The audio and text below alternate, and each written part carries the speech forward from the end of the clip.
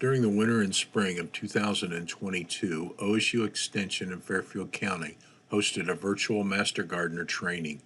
On March 31st, Gary Gao, OSU professor and extension specialist in fruit crops, was featured presenter as he spent the evening responding to questions about caring for a variety of fruit such as blueberries, grapes, blackberries, black raspberries, red raspberries, peaches, pear trees, elderberry, jujube fruit, pawpaw trees, plums, fireblight management, and also Japanese beetle and bird control in the orchard and landscape.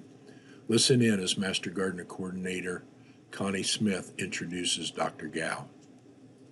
So Gary, I'm going to turn it over to you. We're training 28 Master Gardeners in Fairfield County, and several of them have been to fruit tree pruning with Carrie at Hugo's Fruit Farm. But then there's also some questions about small fruit, blueberries, blackberries, raspberries, and anything that you would like, guys who are in the audience, questions. I didn't ask Gary to put together a slideshow. I didn't ask him to do anything but just be our expert for the evening. Somebody is saying interested in learning as much as possible more about blueberries. So Gary, we're going to turn it over to you, sir. Oh, hey, thanks, Connie, and it's really a great pleasure to talk with everybody this evening. Maybe just a little bit about myself. And I have been with OSU working as an extension person since '94. But before that, I was a graduate student for my PhD and master's, and so I started telling people that I have been with OSU for so long, and maybe I was on the original horse-drawn wagon going between Columbus and Worcester and back and forth. Anyways, so with my position at Piketon, I have been there since 2011. And so I worked with a lot of fruit crops. So all the way from blueberries to blackberries and raspberries, grapes. And we also do some work on elderberries and aronia, goji berries, also hardy figs and hardy kiwis. So that's kind of stuff I have worked with on the research projects. And Eric asked me, hey, do you know much about pawpaws? And I told Eric, kind of guilty by association, because we have a planting over there, and I would go over there and take some pictures and check on how they prune them and all that.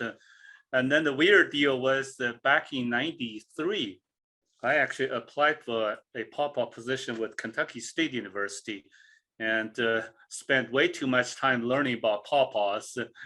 So I have a kind of a little slight personal interest in pawpaws. And what else? And I also worked for a strawberry breeder when I was a postdoc at OARDC, Ohio Agricultural Research and Development Center. So have a strong interest in strawberries. So what else? And I also went to Purdue as a postdoc to work on herbs, and essential oils and herbs.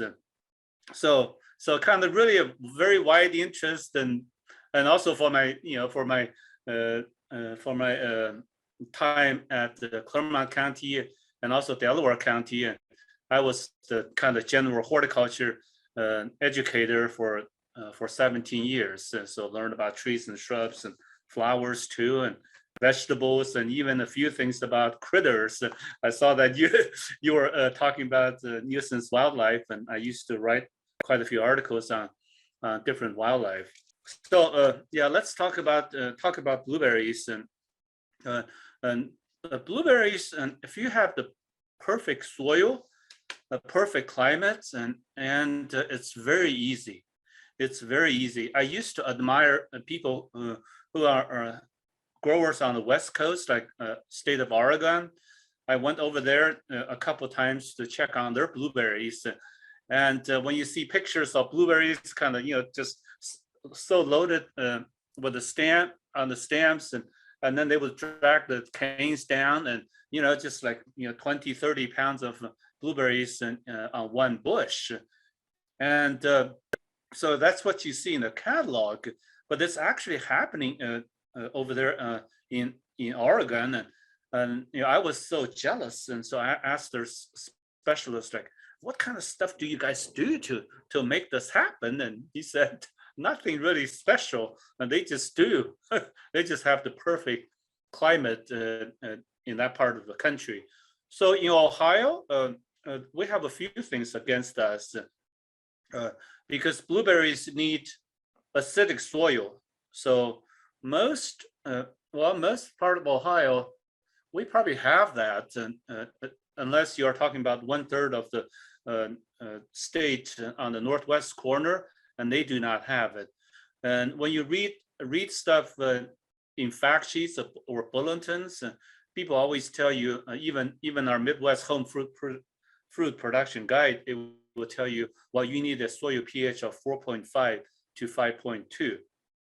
So that bulletin was written a few years back. So knowing what I know today, I would say keep this in mind. The pH of the soil should be as close to 4.5 as possible. So the happier you get to 4.5, you get the soil pH to 4.5.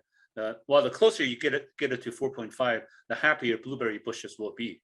So kind of keep that in mind. It's not 5.2, it's 4.5. So that's one thing they need, they require. The second thing is organic matter content. In our fact sheets and in our bulletin, we always say, well, about 4%. And over the years, and I have seen more like 7% being more ideal. So because blueberry roots, when you amend the soil, you have your mulch on top, you have your amended soil in between, and blueberry roots will just grow in that transition zone. So for pH of 4.5, and then organic matter of 7%. And then some people might say, well, how do I get that? So during the good old days when peat moss was not too expensive, and that's kind of what you add. We would add maybe somewhere between 4 to 6 inches of peat moss, and you till that in. And so if peat moss is not readily available, you could do pine fines. I don't know how. When you go to a local garden center, pine fines and could be sold as a soil conditioner. So basically, it's just very small particles of pine bark, loblolly pine bark from the paper industry, and so it's you can add 4 to 6 inches of that, till that in, and then that will get you the organic matter content, and then that's you 4.5 7% organic matter content, and then next thing you need is the excellent drainage, because blueberry bushes really hate wet feet, and they will die from phytophthora root rot. So you would build raised beds. Raised beds should be about, I would say, 10 to 12 inches high when you first build them. And because the organic matter will decompose, so you may start out with 12 inches and then it will settle to about maybe 8 to 10. So, but even with 8 inches, and then you have a very, very good and well-drained beds. Okay. And then if you were to ask me maybe 6 years ago and ask me, hey, would that be it? I would probably bet my house, okay, that would be it. That would, perfect soil pH, perfect organic matter content, perfect drainage. Maybe we could ask people to put in the chat, like, are we still missing anything?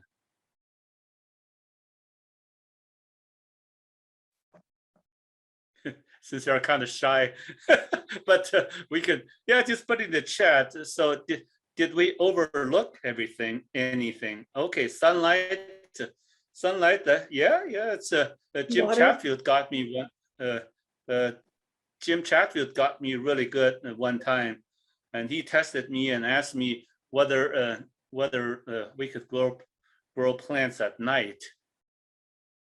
And I told him there's no way. It's a good thing I didn't bet on the farm. I would have lost it. Yeah, he afterwards he told me you could grow them at night with artificial lighting. Okay, so sunlight, location. What about using aluminum nitrate nets to keep the birds out? Maybe I'll give you a story. So if you don't want to, okay, Yvette is right on. Water. Okay, water. It's not just abundant water. It's water that has low alkalinity. Okay, so if your tap water or irrigation water gets a lot of calcium carbonate or lime or kind of white crusty thing, and you have high alkalinity, very high alkalinity, and water could be tested for that, and alkalinity comes in well, the number comes in parts per million, and the water that we have at Piketon has an alkalinity of 180. And there is a blueberry, or there used to be a blueberry farm on Route 23. So many of you may have seen it when you drive on 23 in South Bloomfield, Asheville, and 20 acres of blueberries. And so he did everything that he could have, except his water had an alkalinity of 280 parts per million. So just remember that blueberries need pH of 4.5, high organic matter content, very good drainage, and also good water. Okay, so once you have that, probably the next thing to think about is what about varieties? So if you read our fact sheets and read our bulletins, or even worse yet, just listen to the salespeople telling you what grows well in the state up north, and then we're going to be hurting again. And so people will say, okay, what about blue crop? I mean, blue crop is #1 blueberry cultivar, or used to be #1 blueberry cultivar in Michigan. If it's that, it's that popular over there, maybe it's a great variety. Well, I would say Blue Ray is probably better. Okay, that was kind of our standard variety, maybe blue crop #2, and that's until we started doing a lot of research with different blueberry cultivars. And if you were to ask me today, I would say I would probably recommend 2 varieties that you may or may not have heard of. One is called Sweetheart, just kind of the lady sweetheart, and other one is Legacy. Both of them sound really kind of weird, well, just different. So if you were to ask me today what the top 3 varieties are, I would say Sweetheart, Legacy, and Nelson. These are the 3 varieties that I would plant in Ohio. And if you have to go with one variety that will absolutely grow, then I would say, well, maybe Jersey. It's an old variety, old, very traditional variety. It will give you a taller bush, and it's not as good as other varieties in terms of taste. But I would say those 4 would be pretty good. Yeah. Okay. So the question Kay asked us is, are there any blueberries that are self-fertile? Actually, pretty much all of them are self-fertile. So you could just plant one variety and you will still get a crop. And it's if you plant 2 of them that bloom at the same time, you get a higher yield, a bigger, more fruits on both of them. But if you just plant one variety, you can still, this one lonely bush will still produce fruits. So there are pretty much all of them. Pretty much all of them will produce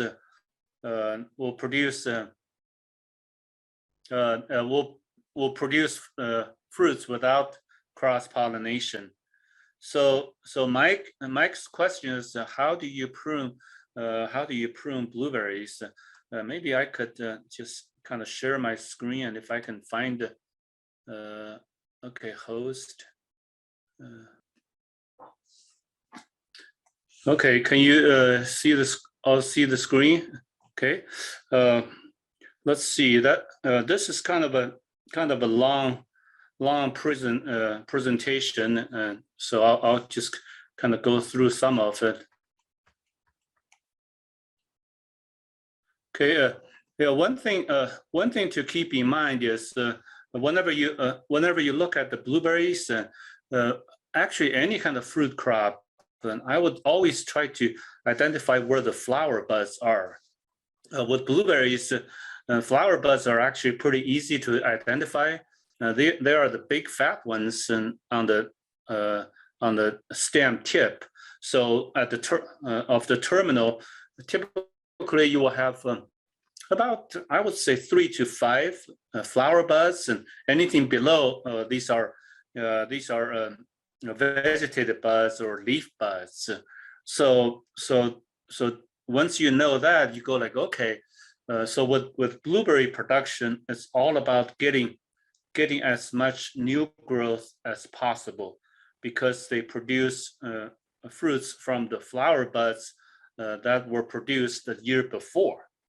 Okay, so whatever the flower buds you see now, they were made last fall, all the way from August until about October, and that's when they developed their flower buds.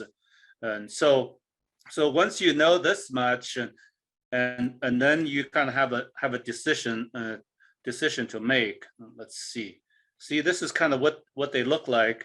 Once this this long shoots, you have 1, 2, 3, maybe 5. 1, 2, 3, 4, 5, 6.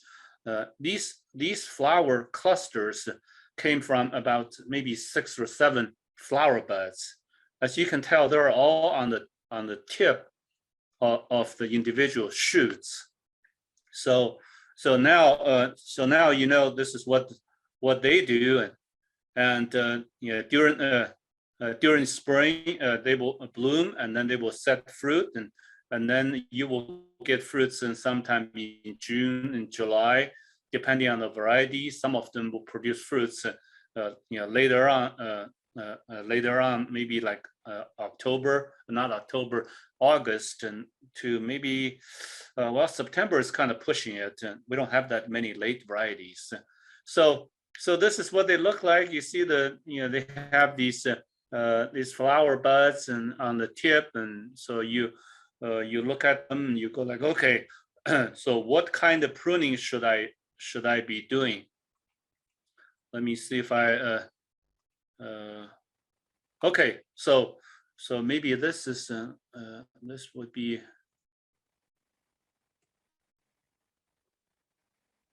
okay. So when you look at the blueberry bushes, growers would always prune by color. So the canes that the stems and the canes you keep, they should be kind of reddish in color. And if they're kind of grayish, they're kind of old.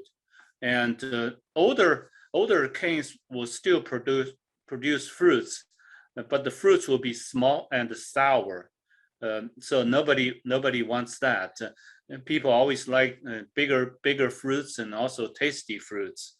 So on your left-hand side, you see these stems with many little laterals, the little stems with a bunch of small flower buds, and those are no good. You wanted to get rid of them.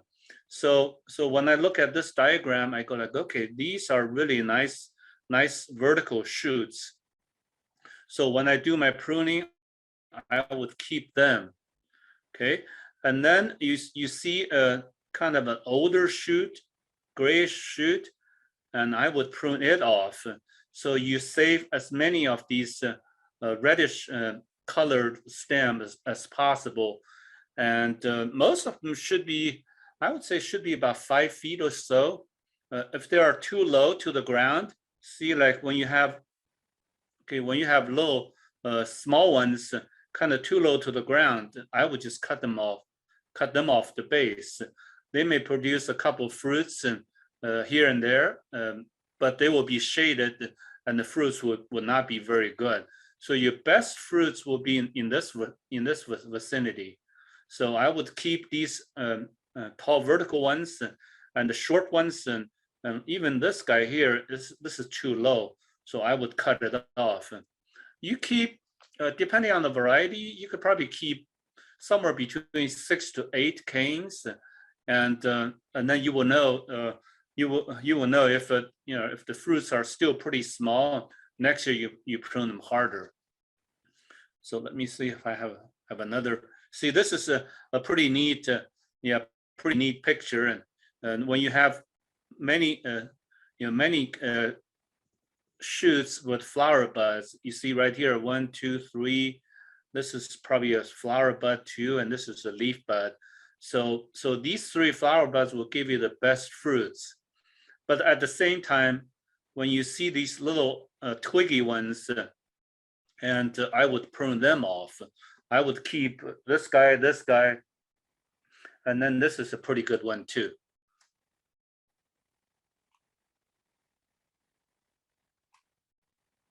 So any questions so far?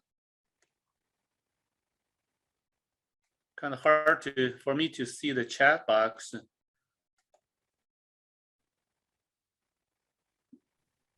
Mike, do you? Oh, sorry. Somebody had mentioned in the chat box that the tags on their blueberry bushes had disappeared, and if there's a guide out there to help identify varieties of blueberries. Oh, yeah, boy, that's a tough one. Most blueberries, identifying apple varieties might be much easier. Blueberries, they all look very similar, and so I would probably identify them by season. So our mid-season varieties are Blue Crop and Blue Ray. So, and then if they're kind of on the medium to large size, it could be a Blue Ray, a little bit larger, maybe just all kind of large. Maybe it's a Blue Ray. And then if it's very early, and then it's a Duke. And you can also identify them by the growth characteristics. Duke bushes are very vertical, so you have a lot of vertical. They don't have that many branches. But in terms of just identify them by fruit, boy, it's tough. It's tough. Just kind of gauge by growth pattern and also fruit size, and then you can taste them a little bit too. And you can get pretty close, but I'm not sure. Yeah, I could, tell you, 100% that's what it is. Yeah, unless it's a very, like Nelson, it just produces lots of canes. So you got boy, that's a very bushy blueberry variety. We have Scott Anderson, Gary, that wanted to know, will other acid-loving berries like blackberry and currants enjoy the pine fines as soil conditioners? Okay. Soil conditioner, you could use it as a mulch too. So it's just a pine bark. Blackberries prefer a soil pH of 6.5, so slightly acidic. So I would say with blackberries, so you don't really need to apply pine bark. And gooseberries, oh, okay. Well, gooseberries, and they also need more like a 6.5 and slightly acidic. Gooseberries actually prefer partial shade. So if you grow them in full sun, they will be scorched pretty good. So I would say probably 60% of sunlight might be better for gooseberries. So let me go through this and this very quickly. And while you are thinking about different questions. Well, So we have one more, Gary. okay. Okay, can you use pine needles for mulch for blueberries? Oh, okay. Well, that's a very common question. So can you use pine needles? Yes, you can, but do not really count on it for its acid kind of acidifying properties, and because the pine needles will mainly kind of stay on top, and it takes a long time for the pine needles to decompose. So you can use it as a mulch, and that's perfectly fine. But over the years, we have found just good old wood chips and can do pretty well too. Wood chips. But if you use wood chips, make sure you add extra nitrogen to compensate, for the wood chips to kind of use some of it. I think earlier when I asked people a question about what else was missing, in addition to water, and one thing to keep in mind is blueberries do not. You guys have already gone through the training on soils and fertilizers, correct? Mhm. Yeah. Yes. So Yes. so nitrogen comes in several forms. The common type would be nitrate form, and then the other form would be ammonium. We always say it's NH4. So blueberries absolutely hate nitrate fertilizer, because the nitrate behaves like a salt. It will burn the blueberry roots. So when you buy fertilizers, make sure you buy either the ammonium sulfate or use urea. Urea will be eventually converted into ammonium. So that's always good to keep in mind. Okay, so while you are thinking about other questions, and then so when you buy these little blueberry bushes, and they really don't require much pruning at all during the first 2 seasons. The main thing is to just strip the flower buds off, so they wouldn't produce any fruits. So ideally, maybe first 3 years, and you would strip all of the fruits off to let the bushes have a chance to grow. And see, this is an Elliot, and it's actually in pretty good shape. And we're showing the before and after. So you would looks like you can yank out a few one or two canes and that are kind of grayish in color, and also cut off the branches that are kind of arching.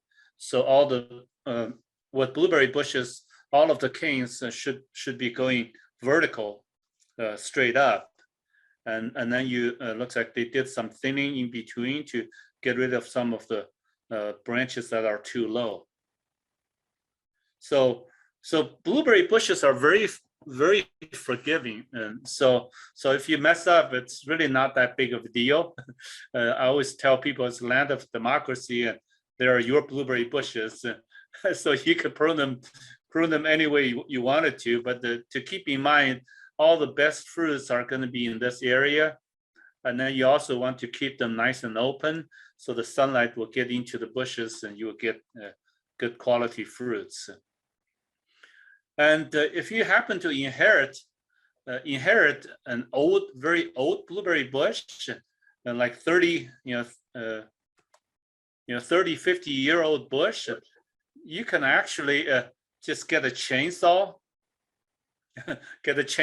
just cut everything at the crown level, just slightly above the soil level, and then they will just send out a whole bunch of new shoots,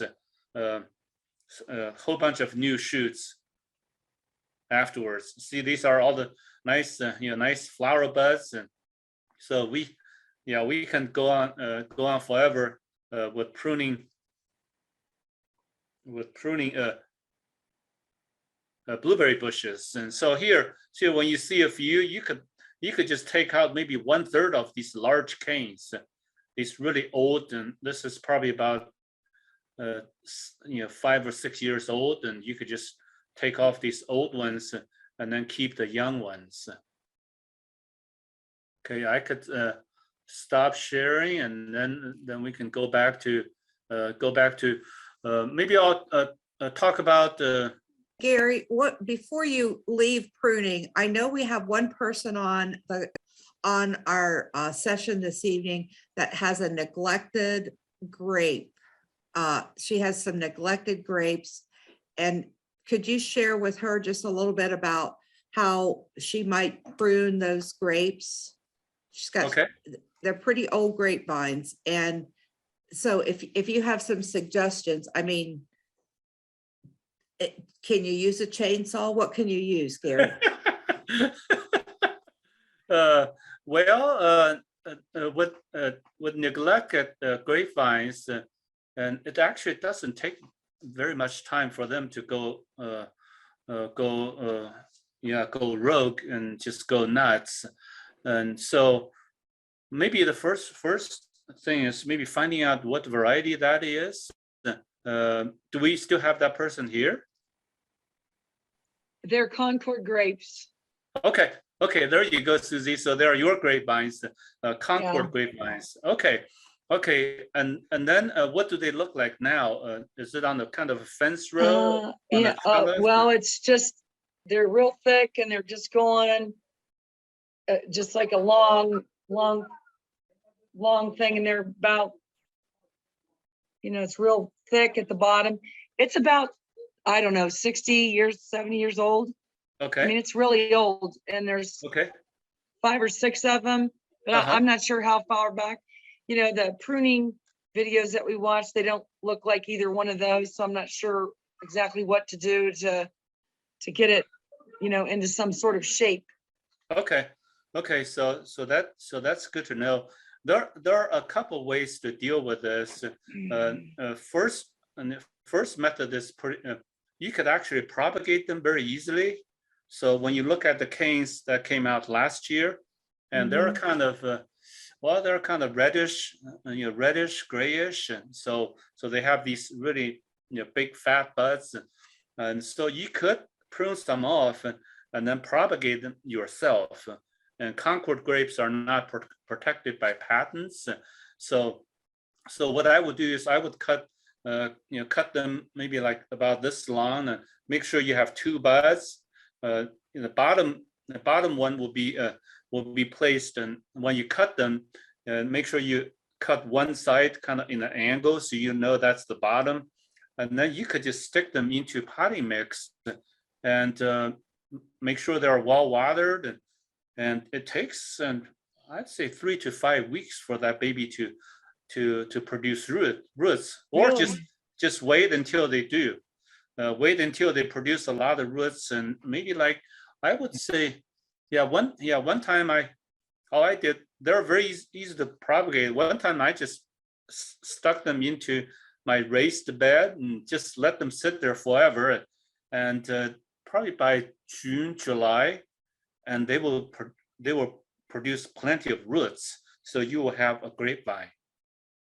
Okay, that's one way to deal with them. So you can get a few new grapevines and then plant them, so you will have better control.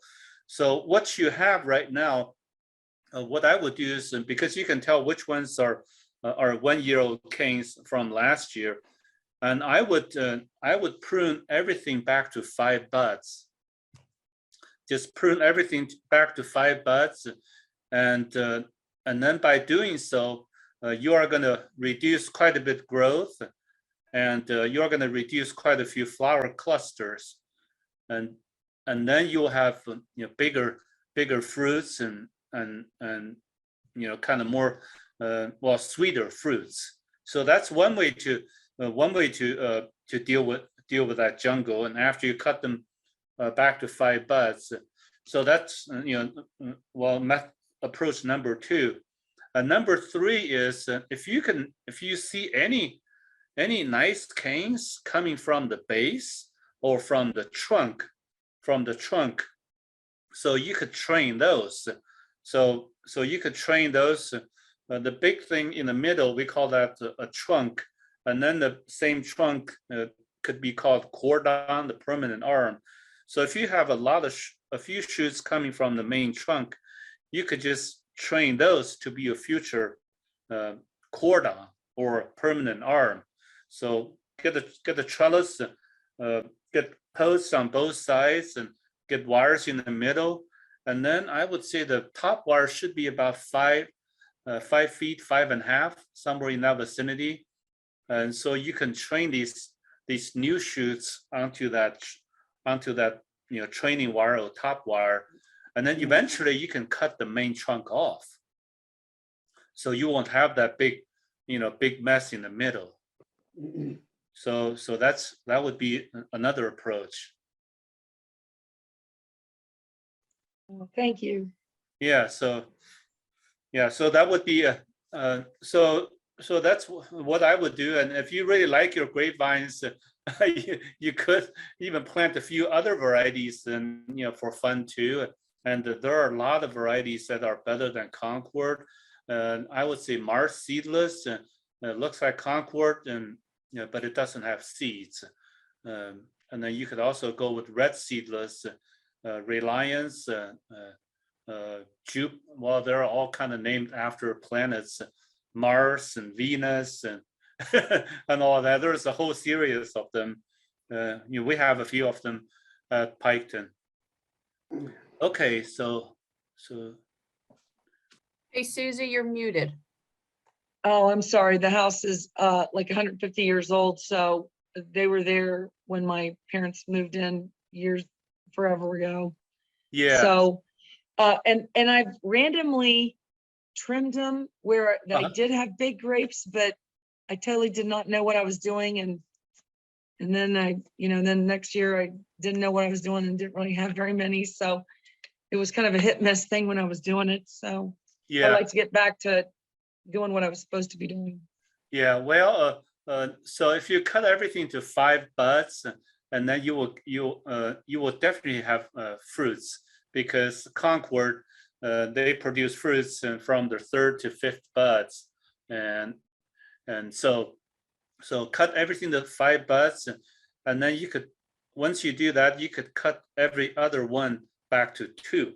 So the cane with 2 buds will not produce fruits, will just produce long shoots with leaves.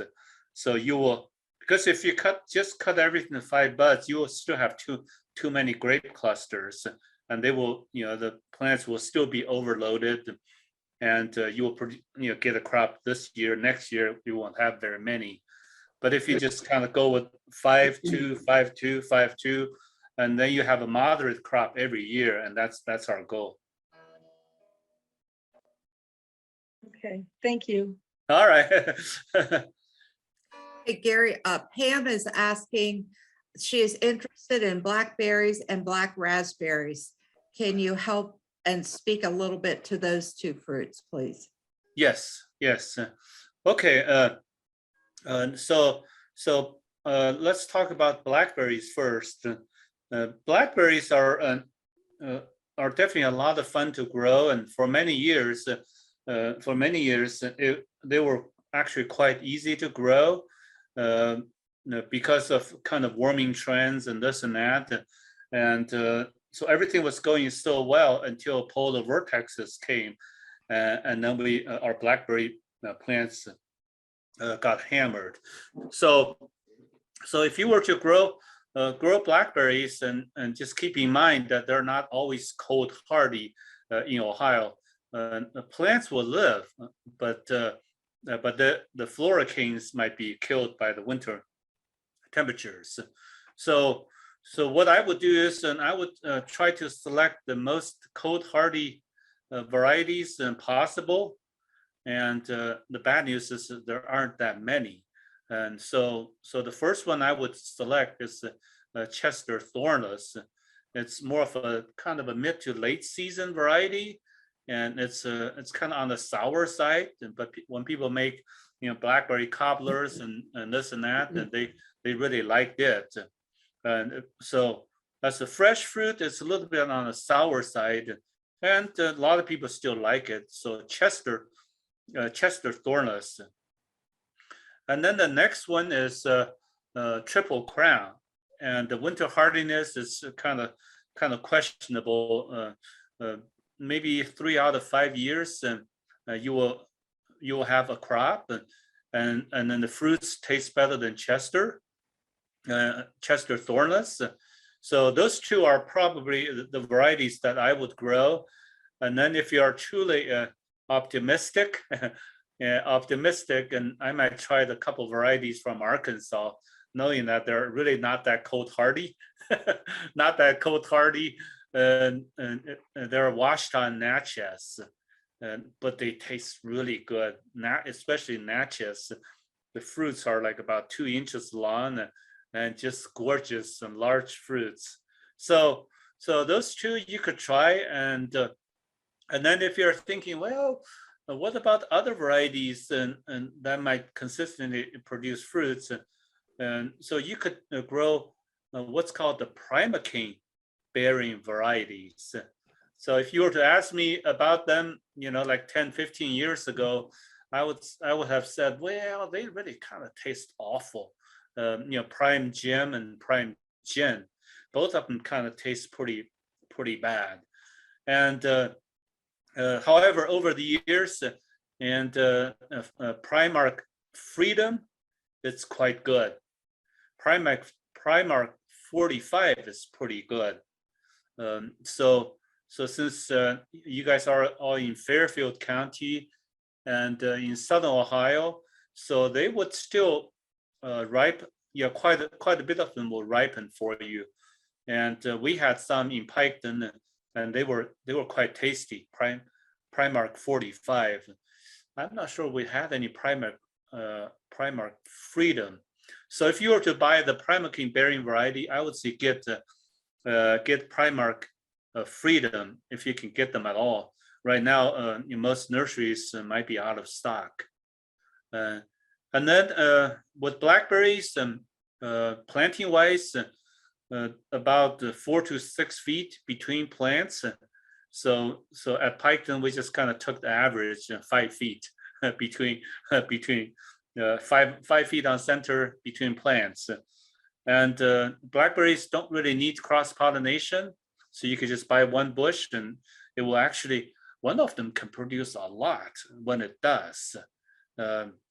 So maybe like 5 to 10 pounds, and lots and lots of fruits. And I remember back in 2013, and they were so productive, like we couldn't even give them away. Our farm guys hated picking them because there were too many. So and then because blackberries, they produce fruits on floor kings, well, except the Primark 45 and Primark Freedom. So if you were to have blackberry bushes now, I would, in terms of pruning, I would wait as late as you can. So now is this is March 31st.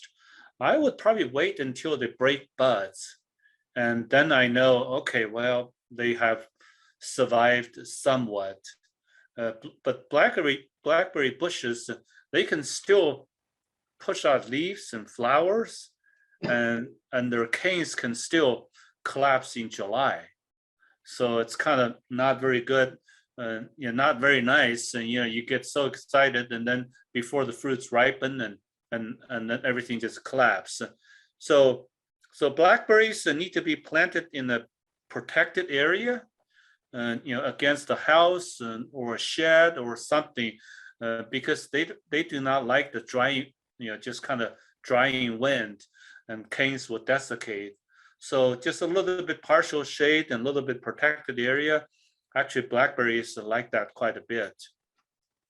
So that's blackberries, and then Well, maybe the first thing is, did that answer her question about blackberries? Pam, do you have any more questions about blackberries? Okay, great. Yes, Okay, Gary, it okay. did. Okay, so we kind of took care of blackberries, and so wait until as late as you can, and then you prune them. And when we prune them, we would leave about 3 to 4 canes, so vertical canes and floral canes, and then the canes that produced fruits last year, and you would cut them off right after harvest or cut them off now. So that's kind of what you do. Okay, so let's talk about black raspberries. Black raspberries, and probably the first thing to talk about is varieties or types. Before maybe 15 years ago, and if you ask me about the black raspberry types, I would probably have told you there's only one type.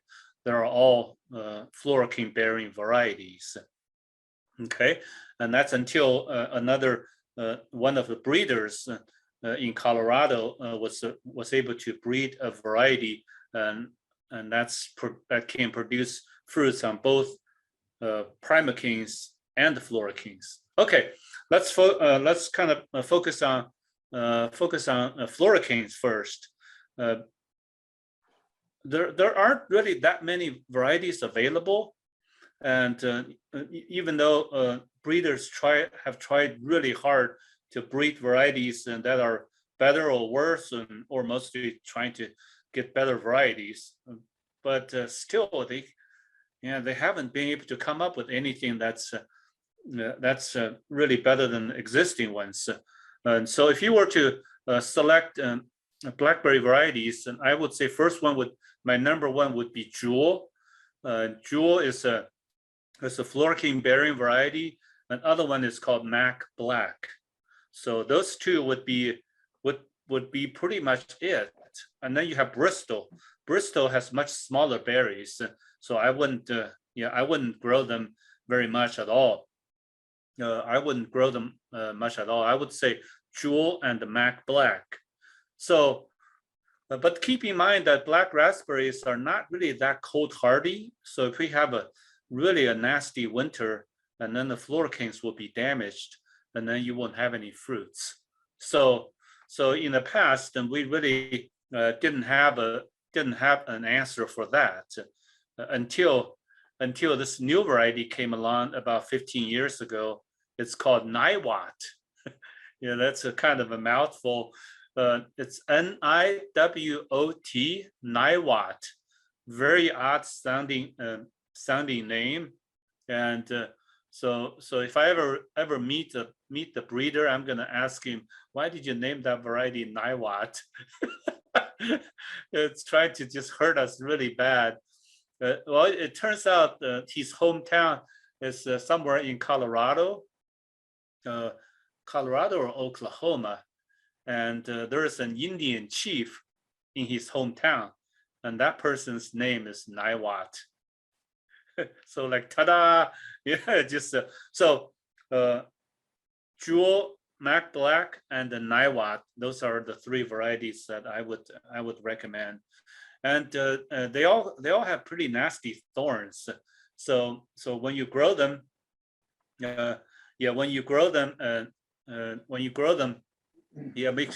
manage them. Make sure you wear very thick gloves. And then pruning wise, you need to do a little pinching in summer.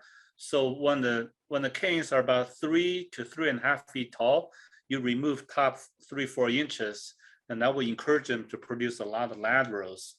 And now is the time to prune the laterals back to about 1 foot and 1.5 feet. I see that Eric mentioned one variety. It's called Ohio's Treasure, and actually I was aware of that variety too. And Mr. Dale Stokes worked with Harry Schwartz from University of Maryland, and they developed that variety, and it's a pretty nice one. The fruits are kind of on the smaller side. I think initially it was maybe designed for machine harvesting, and so if you wanted to try it, I would say go for it. Yeah, I think we may have purchased a few for our planting in South Centers, and out of our respect for Mr. Dale Stokes, Mr. Strawberry, Mr. Raspberry in Ohio. Okay, let's see. So somebody had Cassidy had a question.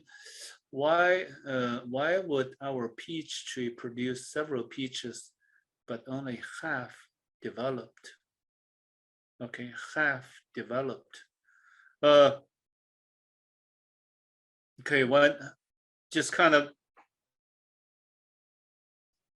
So maybe we could have Cassidy kind of explain it to us, like half developed, and how far, like just truly half and very small, or were they kind of more like, or did they just kind of fall off, or did they just kind of go all the way to the end of the season and without getting any bigger?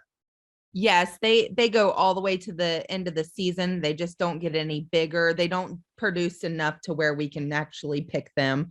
It is a very large tree, but they only develop halfway, and then they just kind of, and it develops multiple peaches, and it looks beautiful when it first starts. And then when you would think that they would be getting ripe, they start to like wilt off, and they just kind of shrivel up. Okay. Well, thank you. Yes, thank you for the clarification. There are quite a few issues and kind of going on with the peaches. First of all, peaches love sunlight, so they need to be pruned very, very heavily. So the peaches, and we always say it's the shape of the peach tree should be more like a big salad bowl. So kind of like a solar panel. You let the whole entire tree get as much sunlight as possible. So sunlight plays a role, and also in terms of fruit, fruit thinning, well, we also prune them really hard. So prune them really hard, and then growers, and because with peaches in Ohio, and so some years we don't get any peaches at all because of spring frost, and you have no peach, and next year the trees are loaded, so you will have too many, and when that happens, most of the fruits will just kind of reach the half ripened stage, and they will not produce, they will not ripen any further. So what I would do is, I would during your on year, when you have a lot of fruits, I would actually remove a lot of fruits. So the way we would gauge what that right load is, and so we typically say it's every 6 to 8 inches you will have a peach. So you have one peach here, and then you gauge about 7 to 8 inches, you have another peach. So if you have a lot of peaches in the same area, that means you have too many. And so in most cases, during the on year, you have too many. So the question is, when do you prune the peaches? And I would say tonight. Scott asked me, when do you prune them? Yeah, definitely in spring. And you wait. If you just have one peach tree, you wait as late as you can, and you could probably even wait when you see the flower buds kind of popping a little bit, and so those flower buds are still alive. Even with that, you might still be pruning that too early. I would say, well, tomorrow will be kind of rough. Maybe next week. So late March and early April should be the best time to prune peaches. So definitely not fall.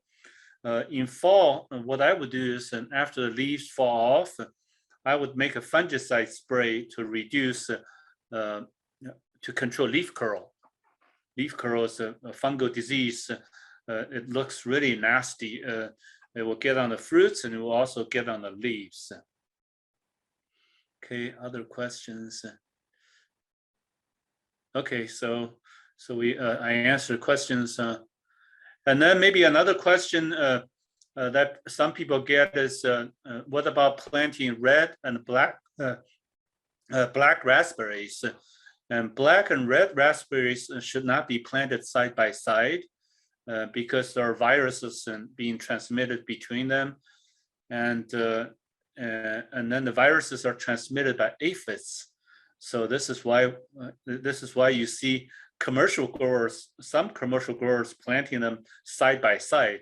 So if you can control aphids religiously, and you can still plant black and the red raspberries side by side, but it's definitely not a good idea. We have about a minute or so left, and maybe, okay, what type of pear trees? Okay, pear trees. Yeah, the pear trees. Yeah, pear trees get fire blight really badly in Ohio, and that's why we don't have much of a kind of a commercial pear industry in Ohio. And as you can tell, I'm of kind of Asian descent, and so Asian pears can do quite well. And just either last week or the week before, we went to Page's Produce in Amanda, Ohio, and Mr. Brian Hauser, he planted a lot of Asian pears. So European pears, I think Sacco pear, they're kind of not very big and not that tasty, and Sacco pears can do okay, but most European pears like Basque pears and Bartlett, and they can get fire blight pretty badly. So pears are kind of tough to grow.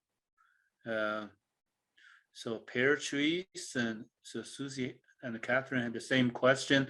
And what about Japanese beetles? Lisa had a question, and this is where we have our typical joke.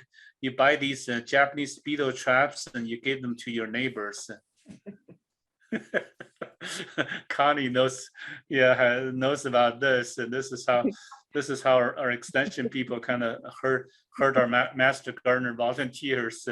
So yeah, Japanese beetles, and while they do have to be controlled with insecticide sprays. So the key is to get them early. When you see the first Japanese beetle, you would kill it, and so that beetle wouldn't tell its buddies that you have all kinds of neat things. Oh, this is okay. Elderberries, hints.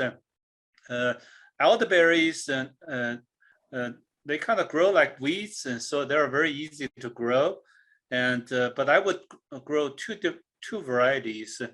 Elderberries, and one is wildwood, and other one is Bob Gordon. And both of them were developed by folks in Missouri, and they're much more productive and bigger. We call them cymes or seams, big flower heads. And whenever I talk about elderberries, I always tell people that one of my friends, he's of German descent. He said his German grandmother used to shave off those elderberry flowers or florets, put the flowers in pancake batters, and he said they taste really good. So I haven't tried it yet. So I need to try this and take one for the team. Okay, so the experience with jujubes, and now Eric is probably more Chinese than me now. Chinese jujubes, and I have when I was in college, and I played with jujubes a little bit. They're actually pretty tough. Yeah, pretty tough. I see them grown along the sidewalks and really awful soils.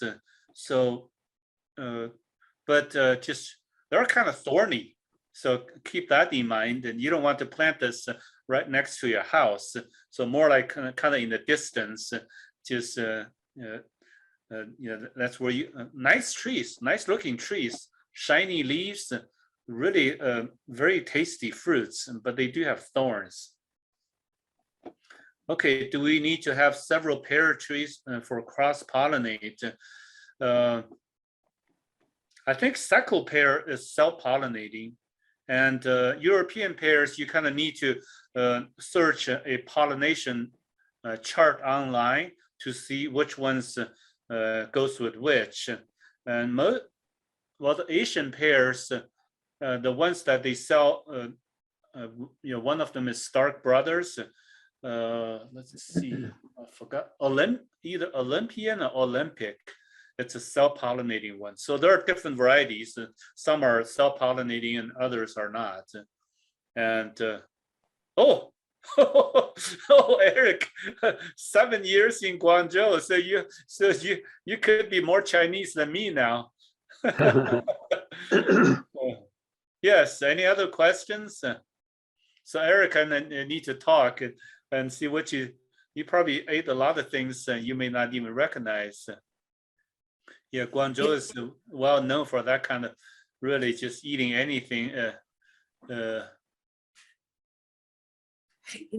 Gary, for those of you who were at fruit tree pruning at Hugis's, I know I have purchased Seckel pears out there, and I was just so excited because I thought they were going to be really sweet, and they just weren't. They were good, but they weren't great. Is that a good way? Right. Yeah, that's pretty much it. It's an early it's a summer pear, right? And is that right. what you just the early season varieties, they're just kind of the one good thing about them is they're they're self-pollinating, and the fruit quality is just not very good. So I would say if you go to grocery stores and eat Bartlett and Boss pears, boy, they don't taste that good either. So they were kind of picked and before they were fully ripened, and but the really good so Asian pears are when you get them, they are very, very sweet and very ripe. So I assume there are pear growers in Fairfield County too, or do you have to go to the Pages Produce in Amanda? I've been to Pages, but then our fruit tree pruning clinic was at Hugis's, which is on the eastern side of Fairfield County, and they've got a lot of microclimates there, and he can get away with a few. I have not had pears from Brian yet. I don't think. I got to think about that. I don't think I've gotten pears at Brian Helser's yet. Yeah, let's see. There was a growers meeting. Was it Lancaster? Just outside of Lancaster. I wonder. I forgot the name of the orchard. Oh, you were at Ux's. Oh, yeah, that's it. Yeah, you were at Ux's because I heard about that. I heard you were David Ux's on our soil and water board. And he said you guys were there. Yeah. Okay, I think we have like 2 more questions. Can you transplant pawpaws now? From Susie. I would say you can, because they're still dormant. As long as you dig up enough root mass, and that should be good. Well, there's the big tree, and then there's a bunch of the little suckers or what, and they're about 5 foot tall underneath it. So the suckers, you can dig. What I would do is get a shovel and kind of trace it back to the tree, and then just somewhere in the middle you could cut it off and see that little sapling has enough roots and to transplant. So definitely not the 5 foot tall tree. that would take some serious work.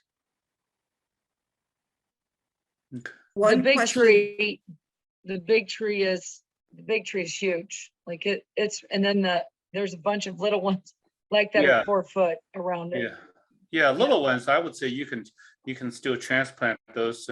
Because I was at Piketon on Monday, and our pawpaw trees were still dormant. So at their dormancy, you can. Okay, so where do you order elderberries? Indiana Berry, they have it, and then Stark Brothers, or even Double A Vineyards in New York, and these they're all mail order nurseries. So pawpaws information. So one comment was back in the 60s, a lot of pears in the neighborhood. Yeah, not sure exactly what happened. I can tell you this, a fireblight requires kind of a perfect environment. And so it requires a very high air temperature during bloom. So if you have, if you have a bunch of flowers, very high air temperature, and that's the perfect weather for fireblight. And and it's very hard to control. You could apply streptomycin, while the trade name is called Agromax, and but timing is just so, we're talking about maybe like 3 hours just to get the material on, maybe half a day. It's just application, and most home gardeners don't have access to streptomycin as a bactericidal antibiotic. Okay, we had nice pears. Yep, yeah, that's always good. And so what are good ways to protect blueberries from birds? Yeah, I would say netting would be pretty much it. Yeah, that's what we use. For our planting, it's a big, huge shower curtain over a quarter-acre area, and so for commercial growers, we're testing a laser scarecrow. So, but that's for research. I would say netting would be pretty much it, because you really, these cannons, and they don't really do anything. They scare yourself and your neighbors, and distress calls, and those drive you crazy, and birds don't care about that. And what else? There aren't really any chemicals. There used to be a chemical growers can apply, but that has been taken off the market. Okay, so thoughts of plum trees. Boy, plums, yeah, you need perfect weather. Yeah, perfect weather, and oh, we have plums. Oh, plum raccoons. Oh, raccoons. Yeah, growers hate raccoons with a passion, and they tell me that there are all kinds of ways that you can get them, and most of them are not legal. So with your plums, you could probably, so if they broke a branch, every branch, so pruning, and then raccoons, and talk. When all else fails, and I always say 1-800 wildlife. Talk to the wildlife biologist. They may not have any answers either, but at least we give you a phone number.